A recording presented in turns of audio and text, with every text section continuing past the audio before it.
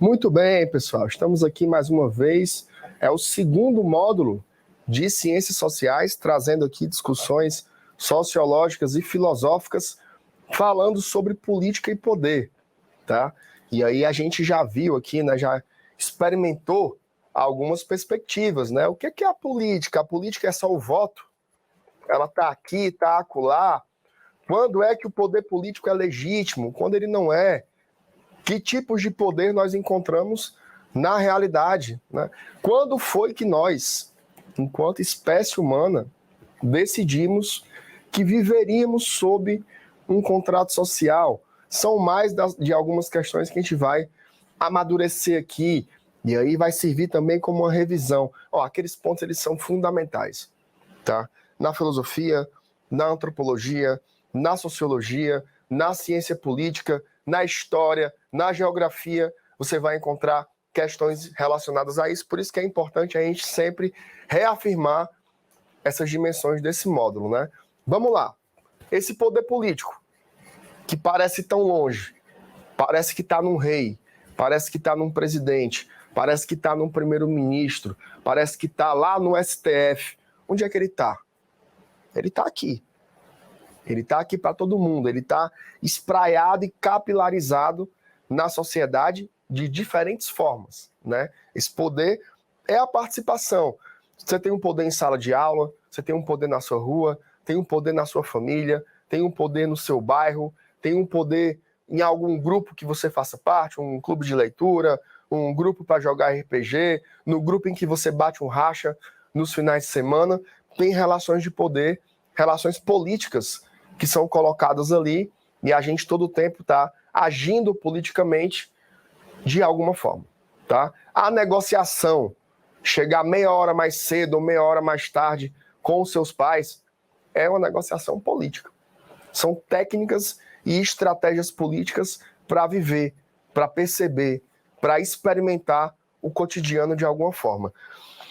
Tudo o que nós temos hoje na sociedade foi conquistado politicamente, tá? Se nós temos hoje a liberdade de expressão, é uma conquista política. A liberdade de manifestação é uma conquista política. Liberdade de imprensa, liberdade do conhecimento, né? Você poder dar uma aula como essa, com as suas perspectivas, trazer autores diferentes sem nenhum controle, né? Aqui a gente trouxe Foucault, Marx, Gramsci, Weber, escolas completamente diferentes do pensamento para debater o mesmo assunto. Só é possível porque a política nos fez chegar a esse lugar. Se você pode ir lá na sua rede social, falar de um governo, falar de um político, denunciar uma situação, é uma conquista política da sociedade. A gente não deve tratar como algo natural, né? Por exemplo, a democracia não é natural, né? Natural é uma manga, é a água despencando de uma cachoeira, é uma pedra, é um minério, tá? A democracia é uma construção humana, é uma conquista humana que é fruto de lutas políticas. Os grupos sociais decidem, refletem sobre a melhor forma de se gerir a vida em sociedade se chegou a um arranjo que seria democrático, tá? Então, tudo que nós temos em termos sociais foi a política que conseguiu. Políticas públicas, uma escola, um Estado, as leis, a Constituição, o Estatuto da Criança e do Adolescente, tudo é conquista da política e nós não andamos sem ela, tá? O que é que a gente ainda pode avançar na sociedade? Que direitos ainda podem ser conquistados? Como é que você quer que seja o futuro? O que é que você pensa assim? Daqui a 100 anos, alguém vai olhar para 2022 e vai dizer: as pessoas faziam aquilo? Sério? Hoje o mundo mudou, avançou, melhorou.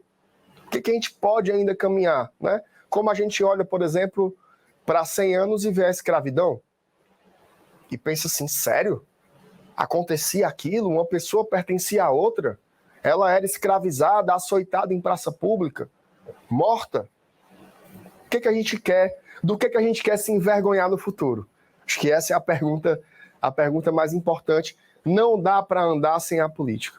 A política pode ter vários defeitos, né, várias fragilidades, mas ainda é a maior tecnologia que o ser humano já criou. É com ela que a gente consegue melhorar o mundo, a nossa sociedade, a nossa vida de uma forma geral, tá? O que é o poder? A gente viu várias perspectivas de poder aqui, tá? Viu a macrofísica do poder, que é esse poder mais localizado, né, no rei, nas instituições democráticas, em grupos familiares, no caso das aristocracias. A gente viu a microfísica do poder, que é esse poder que está em todo canto, e a gente viu uma linha de poder ligada ali às teorias do Max Weber, em que o poder é uma probabilidade. É uma probabilidade de se impor. É uma probabilidade de colocar a vontade do poderoso sobre o outro. E para isso ela precisa ter a legitimidade, a aceitação, a adesão. O poder só funciona assim, se você encontra a adesão no outro. Isso é a dominação. Tá? Isso é a dominação. Para o Weber, a dominação é o encontro do poder com a legitimidade. É assim que se domina. A gente tem uma visão meio vulgar de dominação, né? Como se dominar fosse algo parecido com escravizar. Tivesse sempre uma relação de força implícita. Não. Não, isso não acontece. O uso da força, ele é justamente quando você não consegue encontrar a legitimidade. Você vai se impor por base na força. Então, essa dominação violenta, ela é justamente a distorção da legitimidade, a distorção da dominação, como o Weber previu.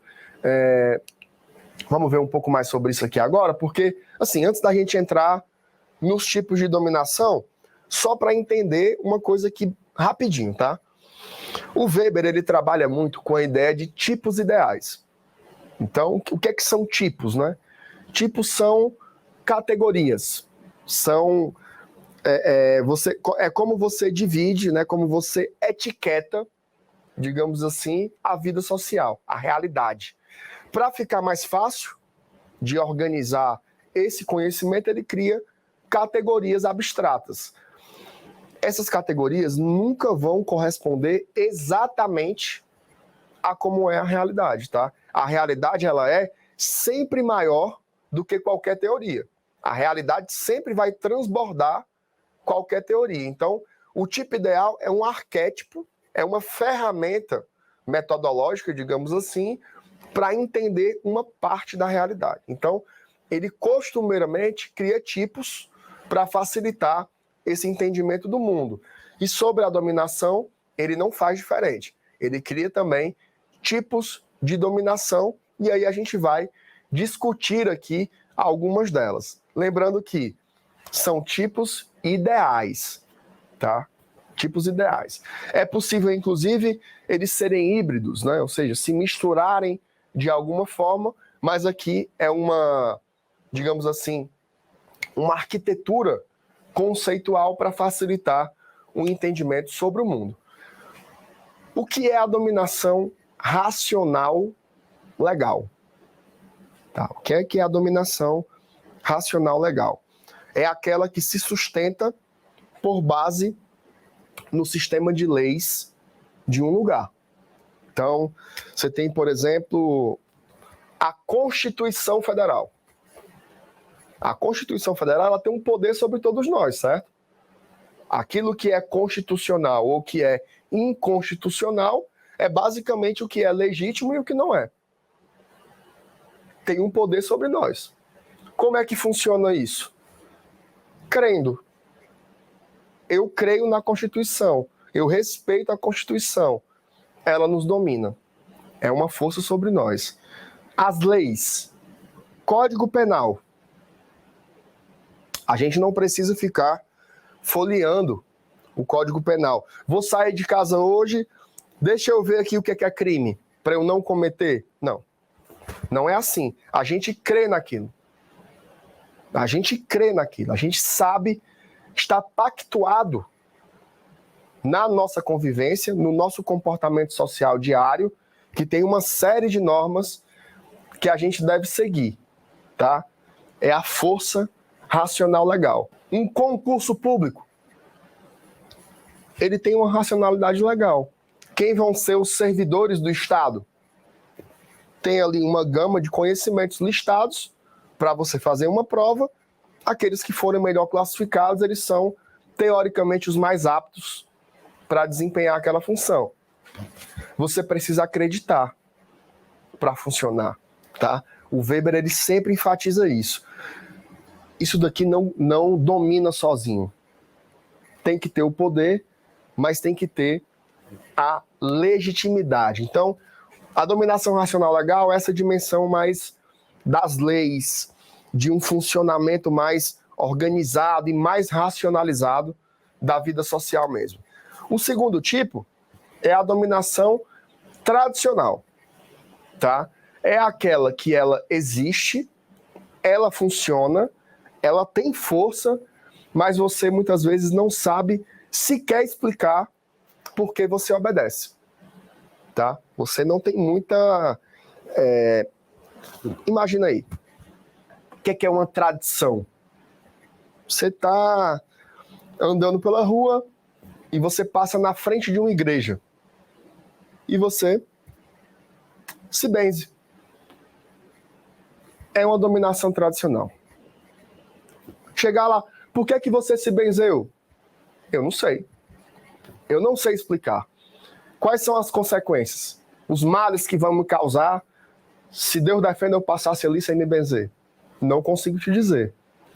Desde quando você começou a fazer isso? Na história, quando as pessoas começaram a se benzer, ela não tem uma explicação muito bem fundamentada. Você simplesmente faz porque faz. É a dominação que se sustenta na base da tradição. Por que você obedece à sua avó?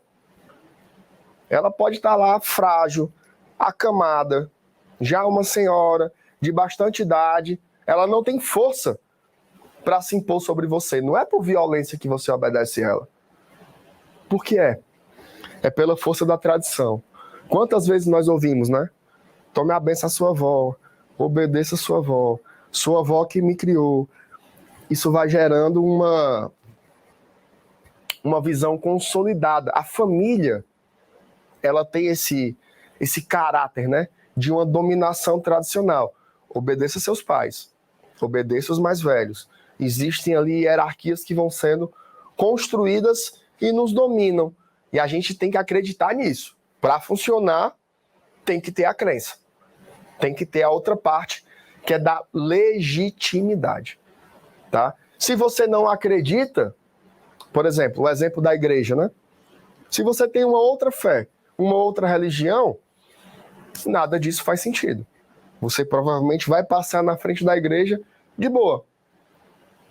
Essa dominação só existe se você legitimá-la, se você fizê-la valer. É aquilo. O que nós definimos como real é real nas consequências. Se a gente não define como real, ele não tem validade nenhuma nesse espectro social e não estimula, não produz o seu comportamento.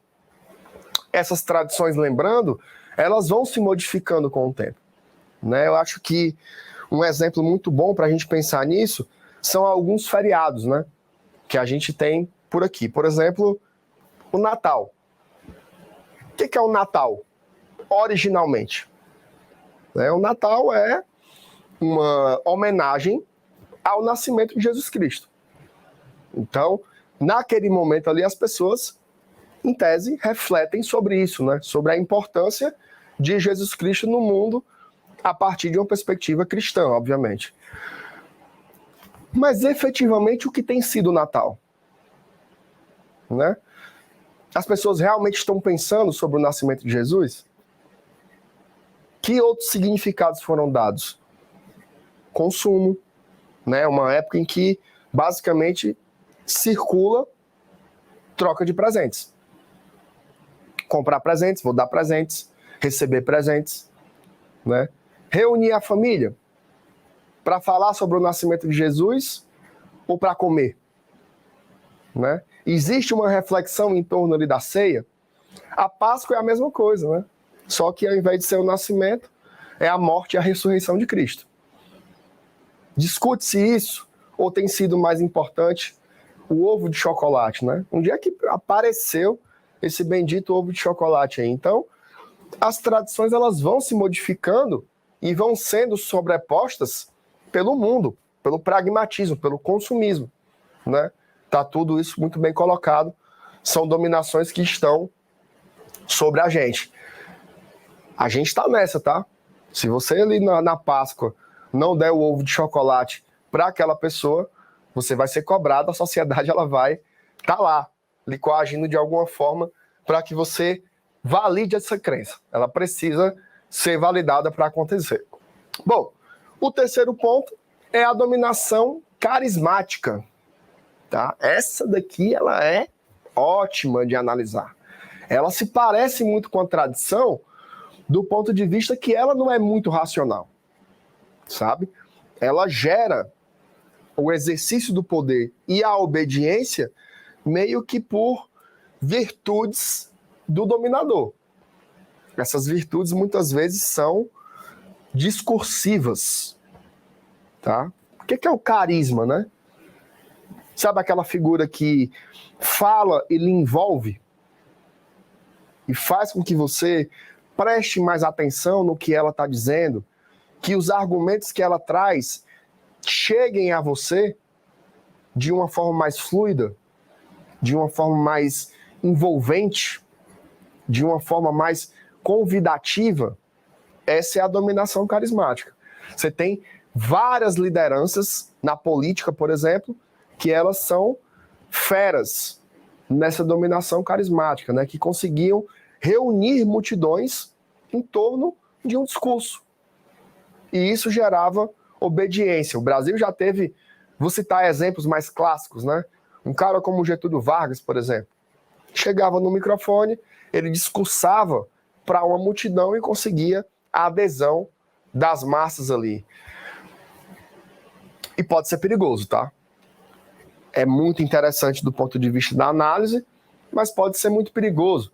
A gente já teve lideranças carismáticas que transmitiram fascínio por suas ideias, mas eram ideias muito tortas, digamos assim. E aqui a gente pode citar, por exemplo, o nazismo e o fascismo, né? O que eram o Adolf Hitler e o Benito Mussolini? Eram grandes líderes carismáticos. O que eles souberam fazer?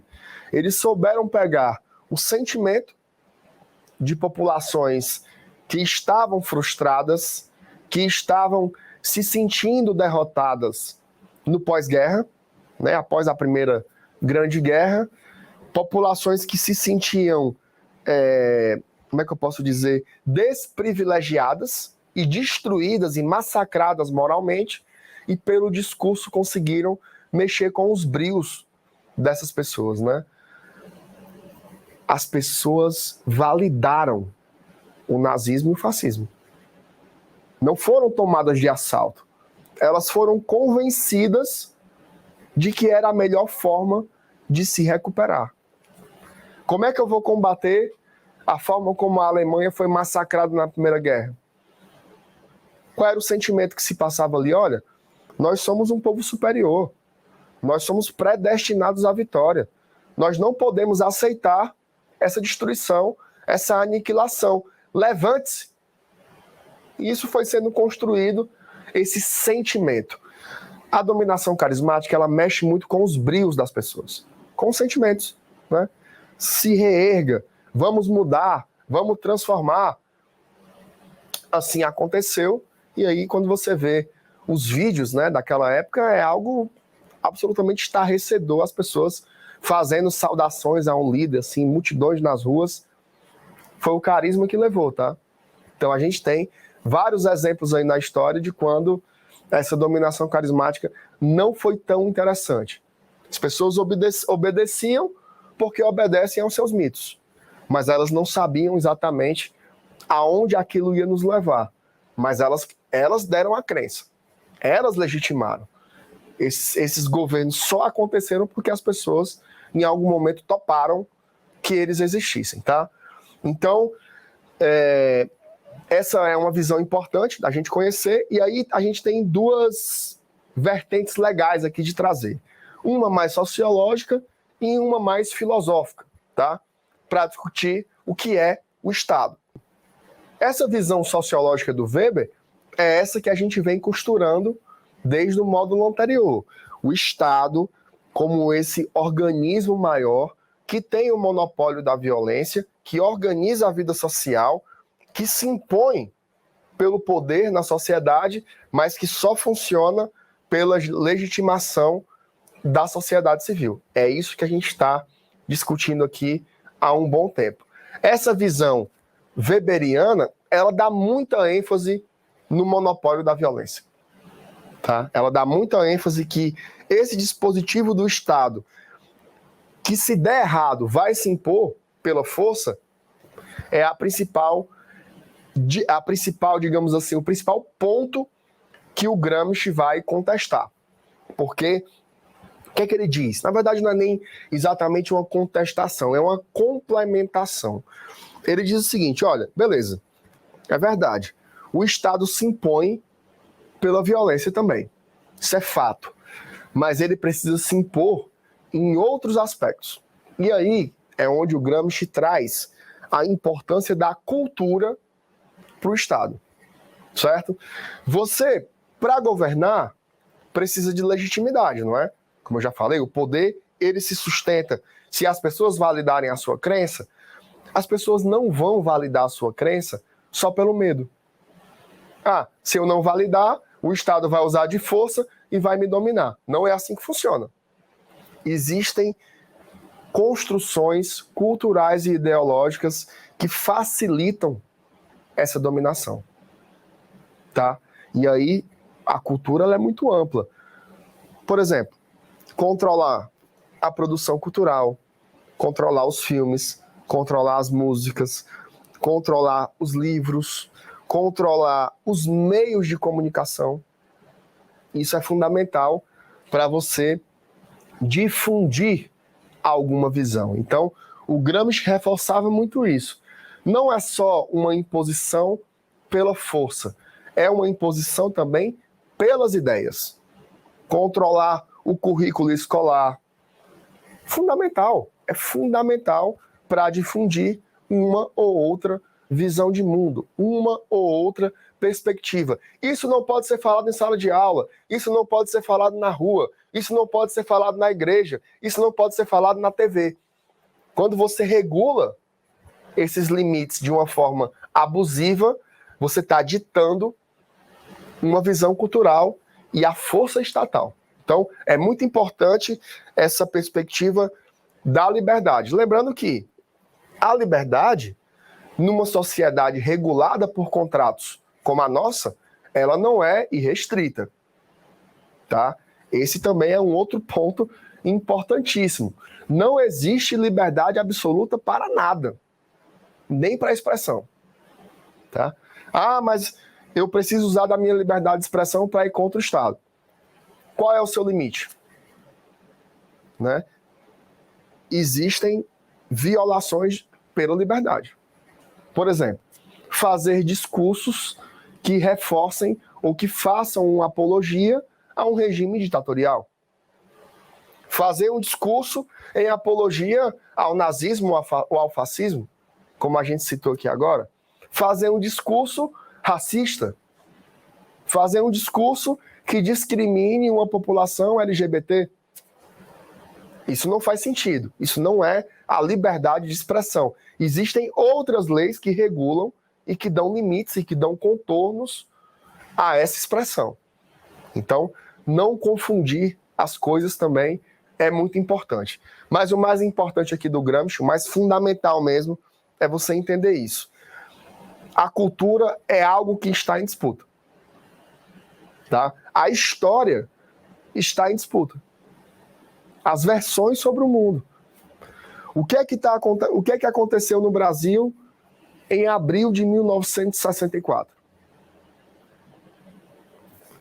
Alguém vai dizer foi a implantação de uma ditadura e alguém vai dizer foi uma revolução. Alguém vai dizer foi um movimento que barrou o povo de progredir e de ampliar os seus direitos, e outro vai dizer foi um movimento que barrou o comunismo que ia invadir o Brasil. Olha só, narrativas diferentes sobre o mesmo fato. Quem vai se impor culturalmente? Quem vai ganhar o selo e o status de verdade? A vida social, as ideias sobre o mundo, elas estão em disputa todo instante. Né? Então, é importante se ligar nisso. A disputa de ideias, a guerra cultural. Isso acontece toda vida, todo dia, toda hora, está havendo essa disputa num mundo tão plural como o nosso. Tá? A gente vai seguir no próximo tópico, falando mais ainda sobre Estado, outras perspectivas interessantes e, claro, sempre resolvendo questões pro Enem. Beleza? Nos vemos.